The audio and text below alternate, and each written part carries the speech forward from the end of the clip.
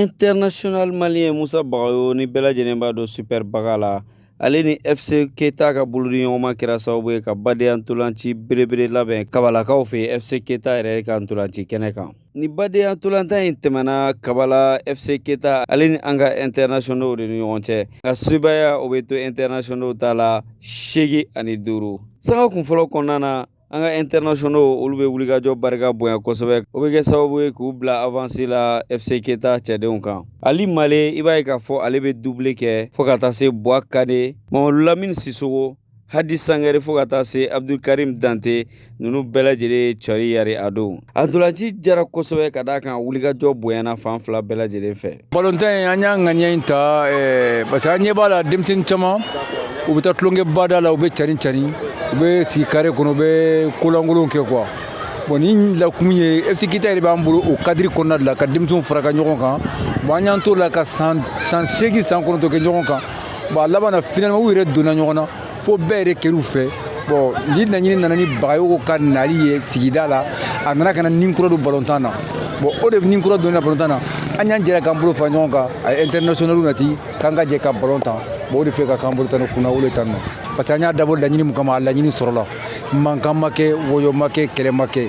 bɛɛ y'a jɔ a jɔyɔrɔ la min kan ka min kɛ o y'o kɛ. O ni maa min farala ɲɔgɔn kan ka ko in labɛn o ye International Moussa Bagayogo Super Baga. Nka yan'ale ka don kuma kɔnɔ a ka jelikɛ o y'a dantigɛ ni k'a bisimila. Ka sali caya Aminata de ani Abulayi de kan an b'a fɔ Allahumma sali ala Seydina Muhammadu wa ala ali Muhammadu wa salimu. Ala ka nafa n'a ye diɲɛ ani lahara. Super Baga International malien a ye ci sama kanubaw ni terisiraw ni jɛɲasiraw ma ani malien international tɔw. Alhamdulillah rabbil alamina bi juma lazara an bɛ kabala kɔnɔ yan a ballontan a ma kɛ basi ye ko a n'a dɛsɛra an bɛ teriw fo ka jɛɲɛw fo ka naba bɛɛ fo ne yɛrɛ y'u ka jaliba ye n yɛrɛ nisɔndiyara jama bɔra parce que n'i bɔra ni ma maa ye kɔ i bɛ ɲugu i yɛrɛ la mais Moussa Bagayogo nin bɛɛ y'i yɛrɛ sababuya de ye ne maa ɲɛna i bɛ ɲɛ i yɛrɛ ye n'i tiɲɛna i bɛ tiɲɛ i yɛrɛ ye ci bilala fɛn fɛn ma bɛɛ nana kɛ a kɛcogo la Moussa Bagayogo hali bi an b'i fo i ka baara ɲuman in na mun bɛ ne bolo o ye nin ye ka bɛɛ fo ka bɛɛ barikada fɛn fɛn sera yan.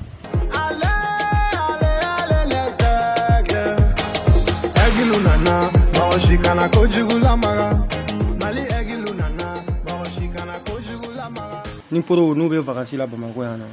caman bɛ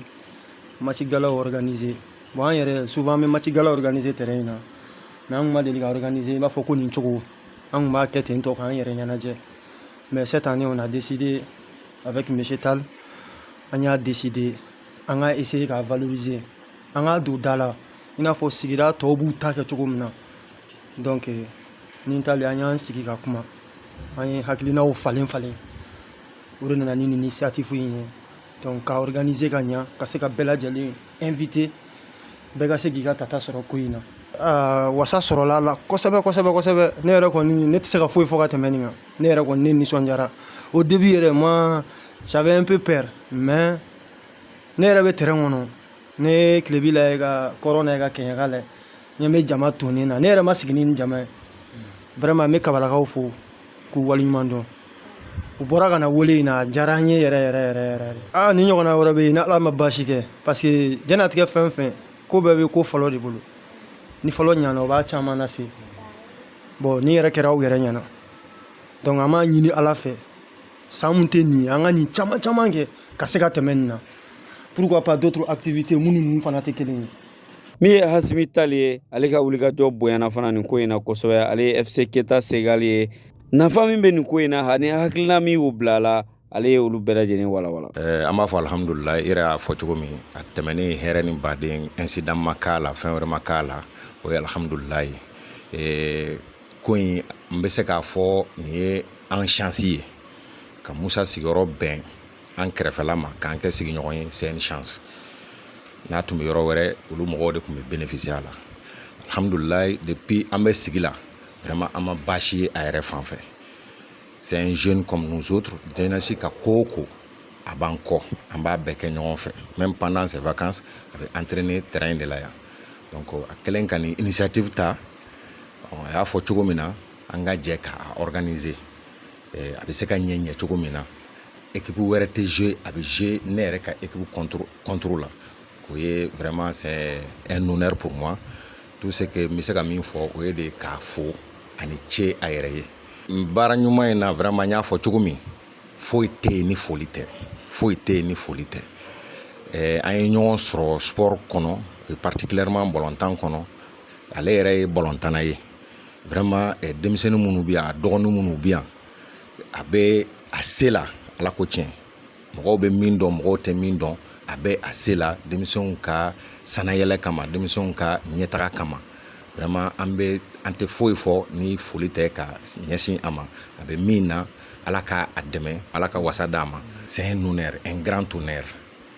a b'a to déjà sport fɔlɔ a bɛ denmisɛnninw bɔ ko caman na ça lutte contre la délinquance ça lutte contre délinquance manamanako ni fɛnw na a bɛ denmisɛnninw bɔ o la kelen filanan jama min bɔra ka na lajɛli la bi u n'a dɔn a tiɲɛ yɛrɛ la nin sigidala mɔgɔw bɛnnen don ko la pour que pas u yɛrɛ k'a ladege ni nin cayara sigidaw la ne hakili la jeunesse bɛ taa ɲɛfɛ et pour que pas tous les Mali même en entier o vraiment a diyara ne ye ka da o de kan fɔlɔfɔlɔ vraiment l'épanouissement de la jeunesse